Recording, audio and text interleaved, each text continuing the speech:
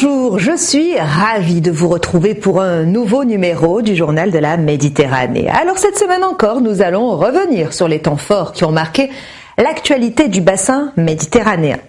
Nous irons en Turquie pour suivre le parcours de ces migrants prêts à risquer leur vie pour venir en Europe. Combien coûte la traversée et surtout comment ces vieux cargos peuvent-ils échapper à la vigilance des gardes-côtes? C'est ce que vous découvrirez dans un document exceptionnel. Puis nous nous intéresserons à un arbre millénaire, l'emblème de la Méditerranée. Je veux parler bien sûr de l'olivier. Il est aujourd'hui très sérieusement menacé par une bactérie. Pour en parler, Sandrine Marfisi, productrice en Corse, est avec nous. Enfin, je vous proposerai un voyage extraordinaire en Italie, une descente à ski réservée à quelques initiés sur les pentes de l'Etna. Un périple, vous verrez, aussi dangereux que sublime.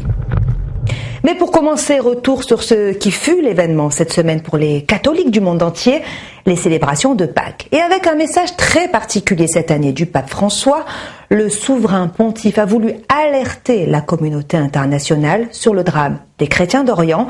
Le point avec Malika Katala et Manu Fon.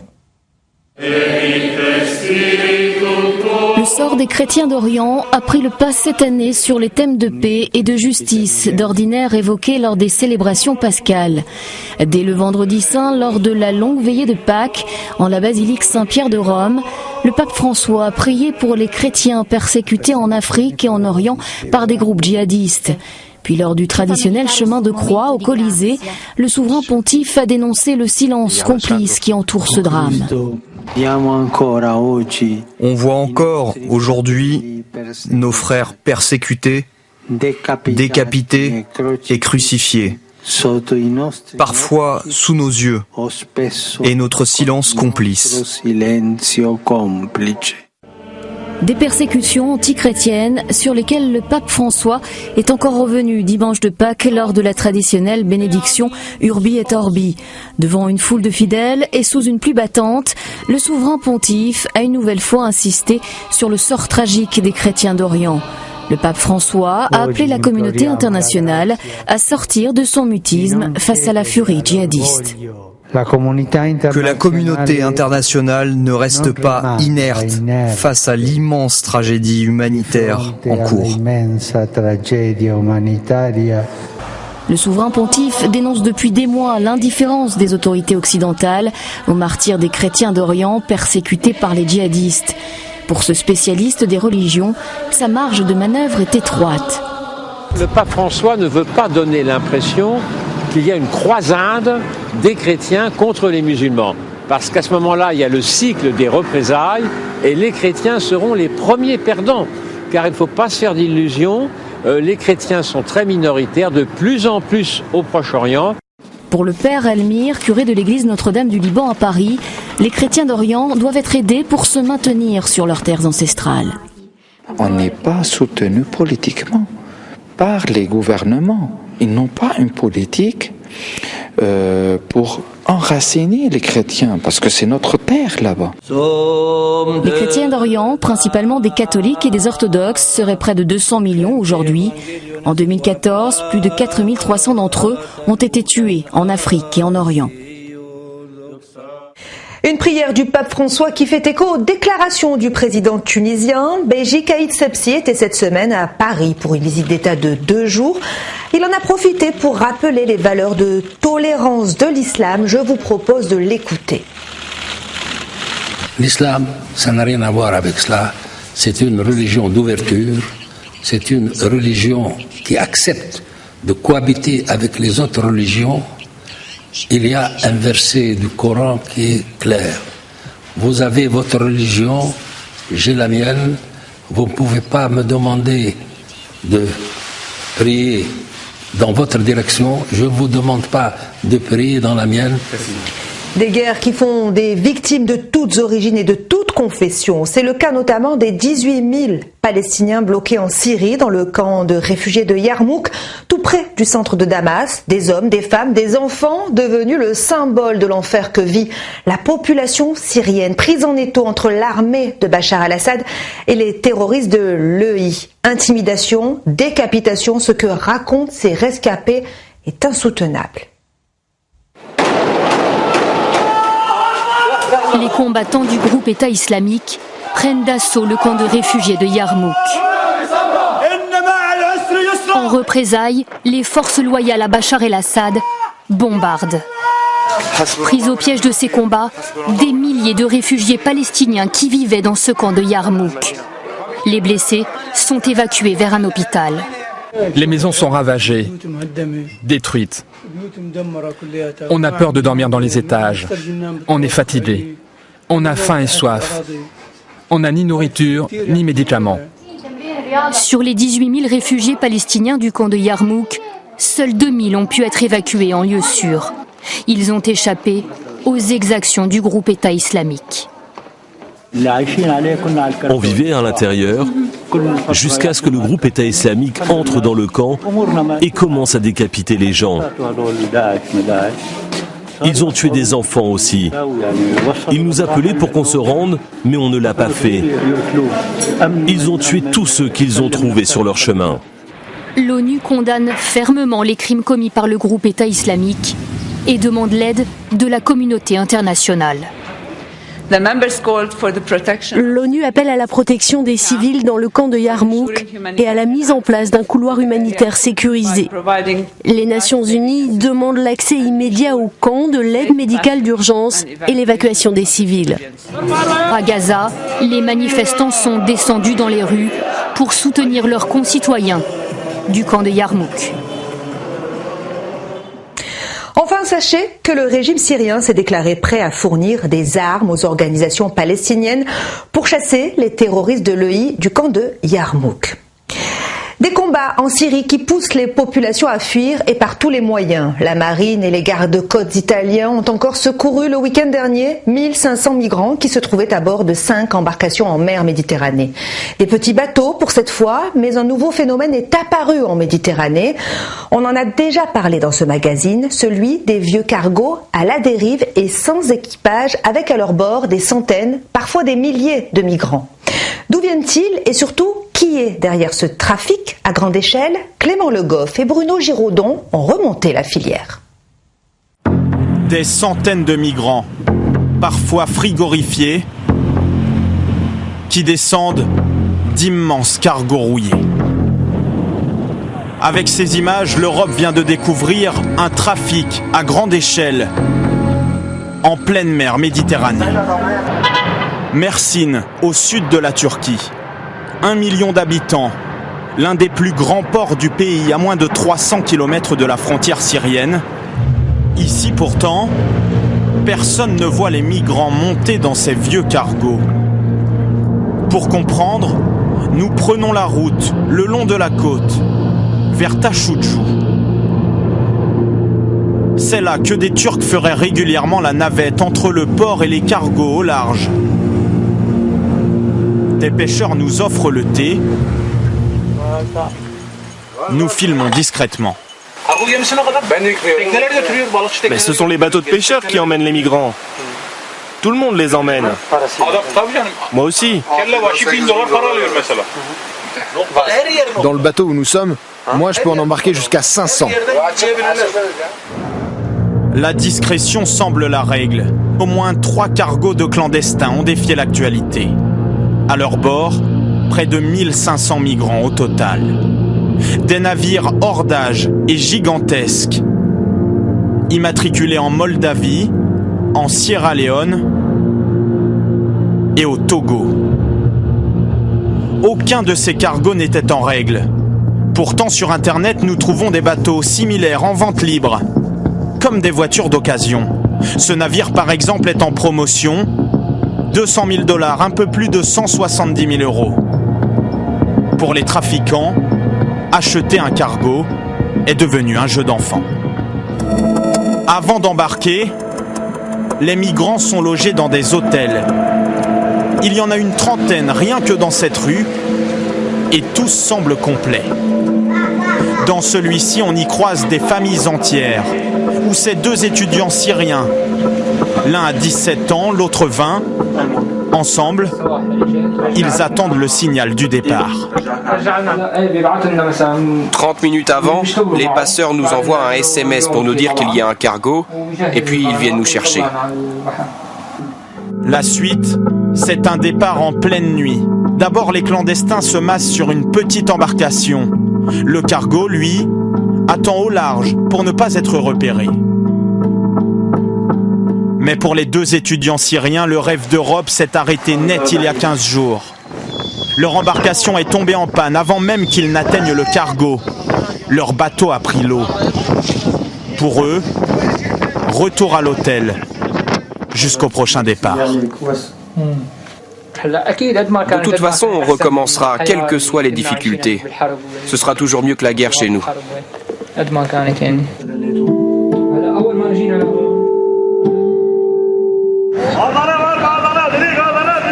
Chaque jour ici, des dizaines de Syriens posent leurs valises. Ils ont fui la guerre. La plupart arrivent en bus de la frontière. Pour les accueillir, des passeurs, Syriens eux aussi, comme cet homme, au téléphone avec des migrants. Ok, venez devant la porte principale, j'arrive. Il sait que nous sommes journalistes, mais ignore qu'il est filmé. Aujourd'hui, le passeur au pull bordeaux a rendez-vous avec 4 clients, 4 candidats au départ vers l'Europe. Tous viennent de Damas, la capitale syrienne. La négociation va se dérouler à la terrasse de ce restaurant. Le passeur s'installe au fond à gauche.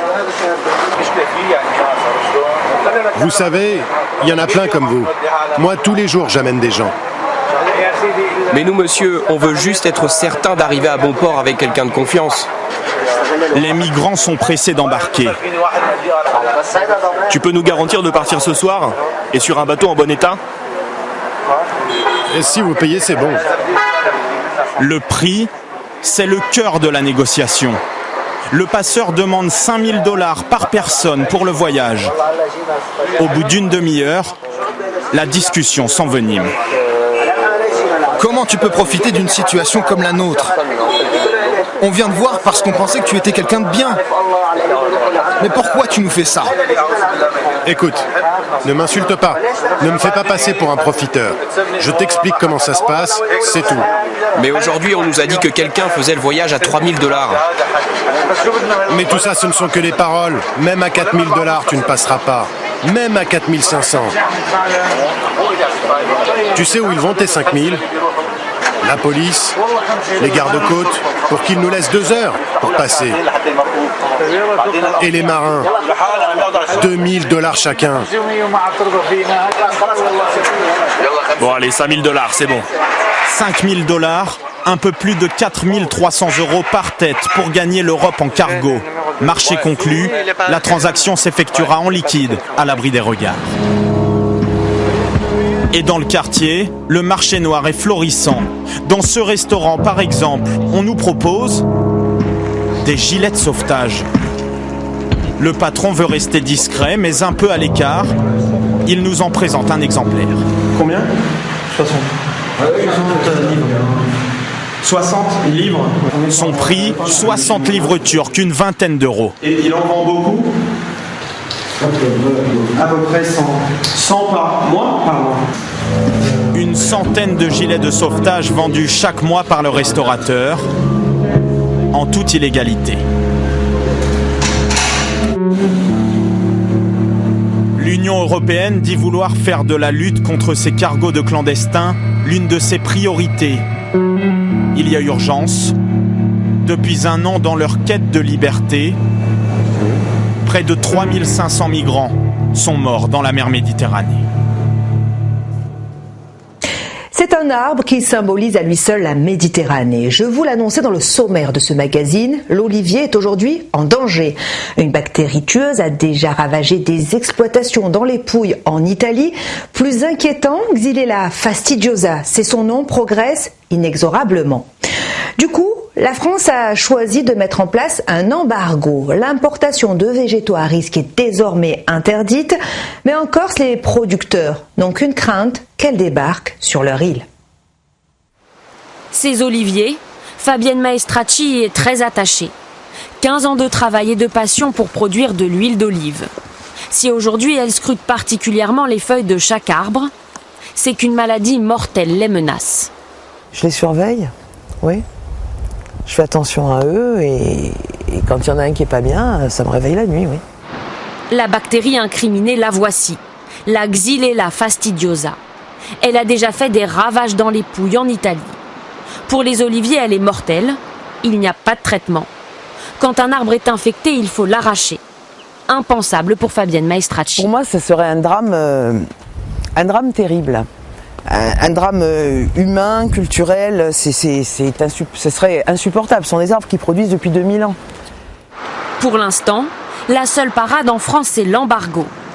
Il est interdit d'importer sur notre territoire 200 espèces de végétaux en provenance des zones déjà infectées, comme celle des Pouilles.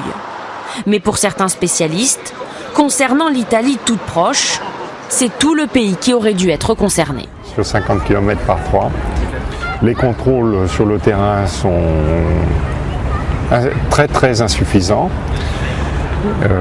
voire inexistants, et il est possible que la Xylella ait migré même dans d'autres régions italiennes. Il y a notamment beaucoup d'échanges entre les Pouilles et la Toscane. La menace est immense car la bactérie ne s'attaque pas qu'aux oliviers. Elle pourrait infecter aussi les clémentiniers par exemple. Louis Cesari est producteur d'huile d'olive. Au-delà de sa production, il s'inquiète pour l'île tout entière. Partout, des espèces pourraient être détruites. Il imagine le panorama après l'arrivée de la maladie. La vigne disparaîtra. En fond de paysage, là-bas, vous avez une oliveraie. Celle-là, c'est sûr, elle n'y sera plus. Les arbres que vous avez là, c'est du chêne-liège, paraît-il, ce n'est pas sensible. Par contre, toute la montagne que vous avez en face là-bas, ça c'est du chêne vert à 60%, et ça c'est sûr, ça disparaîtra. 60% du couvert végétal sera mort en un délai très court, parce qu'un chêne, ça meurt pratiquement aussi vite qu'un olivier. La France est le premier pays européen à mettre en place un embargo. Elle réclame maintenant des mesures au niveau européen. Alors on va essayer de comprendre l'ampleur de la menace avec Sandrine Marfisi. Sandrine Marfisi, bonjour. Bonjour. Vous êtes productrice d'huile d'olive et administratrice de l'interprofession Corse. D'abord, cette bactérie, où est-elle exactement et quels dégâts produit-elle ? Alors aujourd'hui, elle est actuellement en Europe, en Italie, dans la région des Pouilles, c'est le talon de la botte. Elle était dans l'extrême sud du talon, dans la région du Salento, il y a 1 an et demi. Elle remonte maintenant vers le nord, sur la province de Brindisi, donc on voit que ça s'étend. Est-ce qu'elle est déclarée en Corse et plus largement en France, ou est-ce que pour l'instant aucun foyer n'a été déclaré ? Alors écoutez, pour l'instant, elle n'est pas déclarée sur le territoire français. Ce sont les services de l'État qui font les analyses et qui ont mis en place le réseau de vigilance. Donc à notre connaissance, nous n'avons pas de retour sur sa présence en France, que ce soit en Corse ou sur le continent français. Est-ce que c'est une bactérie tueuse d'oliviers ou est-ce que ça peut être plus grave ? Est-ce qu'elle pourrait s'attaquer à d'autres espèces ? Et non, malheureusement, elle ne s'attaque pas qu'à l'olivier, elle s'attaque à 200 espèces différentes et elle s'attaque aux végétaux domestiques comme aux végétaux sauvages, y compris donc au maquis que nous avons largement en Corse. Alors justement, puisqu'on parle de la Corse, est-ce que le climat corse est beaucoup plus favorable à sa prolifération ? Puisque voilà, pourquoi le sud de l'Italie ? Pourquoi en Corse on s'inquiète ? Nous avons a priori tous les éléments favorables, un climat méditerranéen, peu de pauses l'hiver de la végétation, donc sachant que la bactérie se propage par la sève des arbres, si elle n'est jamais au repos, c'est vrai que ça favorise l'étendue des dégâts malheureusement. Et justement, en parlant de dégâts, comment on peut faire pour stopper cette bactérie ? Est-ce qu'il y a des solutions ? Est-ce qu'il y a des remèdes ? Alors non, aujourd'hui, il n'y a pas de remède connu. C'est une vieille bactérie. Ça fait plus de 100 ans qu'on est sur la recherche et on n'a toujours pas trouvé. Donc aujourd'hui, ce sont des mesures prophylactiques qui sont mises en place. Malheureusement, l'arrachage, le brûlage des arbres. Et pour l'instant, nous sommes dans une phase, je dirais, préventive où nous saluons l'initiative du ministre de l'Agriculture, Stéphane Le Foll, relativement courageuse puisque à l'encontre de la libre circulation législation européenne, mais c'est un embargo qui vise les végétaux en provenance des régions infectées, donc qui peuvent être l'Amérique du Sud, Venezuela, Costa Rica, Brésil, les pouilles en Italie. Et là, ce que nous discutons actuellement avec le préfet de Corse, c'est un renforcement pour la Corse en particulier d'un embargo général pour toute l'Italie sur l'importation de végétaux. L'objectif pour nous, on est d'accord, ça reste bien de protéger l'île et de jouer de son insularité. Pour une fois, ce serait positif. On peut protéger la Corse et nous, ce qu'on voudrait, c'est interdire l'ensemble des importations de quelque provenance que ce soit. Sandrine Marfisi, merci d'avoir accepté notre invitation. Au revoir. Merci beaucoup. Et je rappelle que le combat contre cette bactérie est l'affaire de tous et pas seulement des professionnels. Le bassin méditerranéen en proie à de multiples maux. Il y a les maladies qui s'attaquent aux végétaux, comme nous venons de le voir. Il y a également les dérèglements sous-marins. Les pêcheurs retrouvent dans leurs filets de nouvelles espèces de poissons, une faune plus tropicale, et le réchauffement climatique pourrait en être la cause. Pour savoir ce qu'il en est, je vous propose une escale à Marseille. La Grande Bleue a chaud. Les pêcheurs sont les premiers à l'avoir constaté, comme Hubert, sur l'eau depuis 20 ans. Ce spécialiste de la sardine remarque une perturbation dans la migration de ces poissons. Et dans ces filets, il y a de plus en plus d'espèces tropicales, comme les balistes. On a le baliste, on a le barracuda. On a des barracudas qui font pratiquement 1 mètre et qui sont vraiment très près de la côte. Il y a des périodes où il y en a. Et les méduses, alors la méduse, en été, bon, il y a des périodes où il y en a énormément. Et cet hiver, au mois de décembre, il y en avait un petit peu. On en a pris quelques-unes dans les filets. Des changements constatés aussi par les plongeurs. Leurs instruments ont relevé cet hiver 1 petit degré de plus. L'eau est à 13 degrés plutôt que 12. Ils rappellent aussi l'épisode des eaux troubles à cause de la prolifération de plancton, comme à l'été 2013. Autant d'indices de dérèglement. Moi, ce que j'observe, c'est qu'il y a de plus en plus de poissons, c'est tant mieux. Est-ce que c'est lié au réchauffement climatique ? Je ne sais pas. Est-ce que c'est lié au parc national ? Certainement. Voilà. Mais c'est inquiétant dans le sens où, effectivement, on va vers une évolution rapide et on ne sait pas vers où on va. Ça, c'est sûr. La Méditerranée est considérée comme un hotspot des changements climatiques par les chercheurs. Des simulations prévoient une augmentation de la température significative de l'eau en surface jusqu'à 4 degrés en 100 ans. Ici, face à la mer, une plateforme scientifique. Le réchauffement des eaux fait l'objet d'un suivi à Marseille et à Toulon. Ici, on a par exemple des gorgones sur un tombant qui étaient en parfait état de conservation et qui en 2003 ont connu vraiment l'été caniculaire qu'on a eu et qui a été une période soudaine de réchauffement important des eaux et que ces espèces-là n'ont pas supporté. Adaptation, disparition ou prolifération pour certaines espèces, ce changement rapide et important annoncé impactera la faune et la flore. Le rapport tombe à 9 mois de la conférence de Paris sur le climat. Je vous emmène en Italie à présent, en Sicile, pour un voyage plutôt insolite. Ils sont quelques passionnés à vivre ce moment exceptionnel, dévaler les pentes de l'Etna, ski au pied, même au printemps. Une montée physique certes, mais vous allez voir qu'à l'arrivée, le spectacle est époustouflant et la descente sans équivalent. Au sommet, malgré le cratère qui fume, il y a encore 3 mètres de neige. C'est l'objectif d'Alfio Scigliano. 5 heures de grimpe dans la poudreuse, depuis le dernier refuge, pour arriver au puits du cratère central de l'Etna. 3290 mètres d'altitude, mais il ne fait que moins 10 degrés. C'est l'effet du souffle du volcan. L'atmosphère est à la limite du respirable.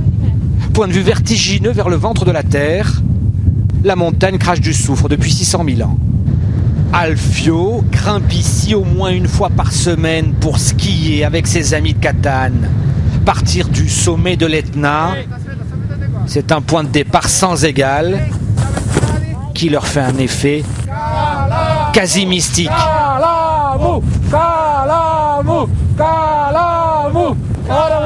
Skier au-dessus des nuages, avec un cratère dans le dos, sur une neige vierge, un sentiment d'aventure sans égal. C'est la liberté, il n'y a aucun frein, on est là où personne ne va. Et quand il y a une éruption, tu sens tout trembler. Une éruption, ça n'est pas une parole en l'air. C'était il y a 1 an, exactement. Et malgré le danger, nos skieurs sont ravis, ils en redemandent. C'est toujours la même sensation. On se sent tout petit, mais en même temps totalement intégré à cet immense ensemble. Pour y grimper, il faut être prêt à affronter la haute altitude. Et une météo qui peut changer en quelques minutes. Du ciel bleu au brouillard. Plus on s'approche des cratères du sommet, plus le temps est capricieux. Et le principal danger, c'est de ne pas voir où on met les pieds. C'est pas dangereux, mais l'important c'est de ne pas s'approcher des cratères. Et l'Etna a beau être la montagne la plus haute, la plus au sud du continent européen, très exposée au soleil, à cette altitude, les neiges y sont quasiment éternelles. Certaines années, on peut même y skier jusqu'au mois de juin. Le mystère des pyramides d'Égypte serait-il sur le point d'être résolu? Un facteur français, égyptologue amateur, travaille sur cette question depuis plus de 40 ans et il pourrait avoir découvert comment ces merveilles ont été construites.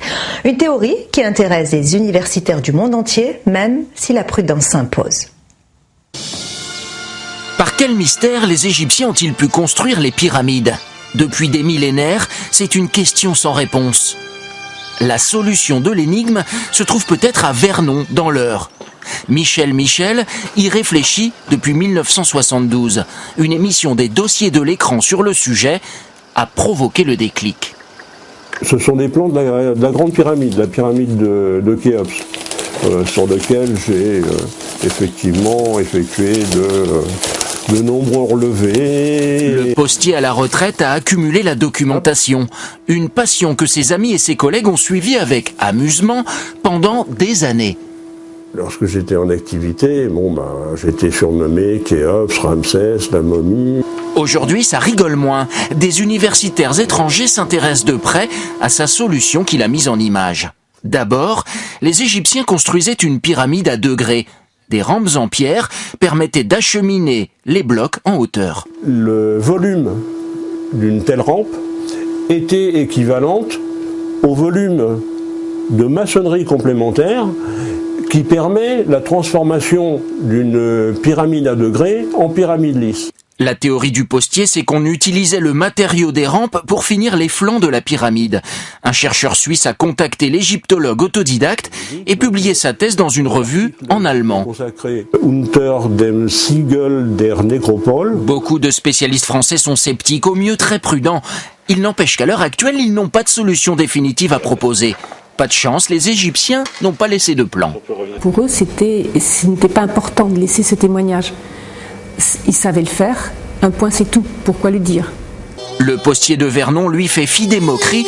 Après le mystère des pyramides, il s'attaque à la construction des obélisques. Enfin, vous le savez, désormais, vous pouvez voir et revoir tous ces reportages sur les réseaux sociaux via notre page Journal de la Méditerranée. On se quitte avec ces images de beau temps en Corse. Le soleil a brillé également dans tout le sud de la France. La saison touristique est bel et bien lancée. Une météo agréable que l'on a retrouvée sur une bonne partie du bassin méditerranéen. Au revoir, passez une très belle semaine.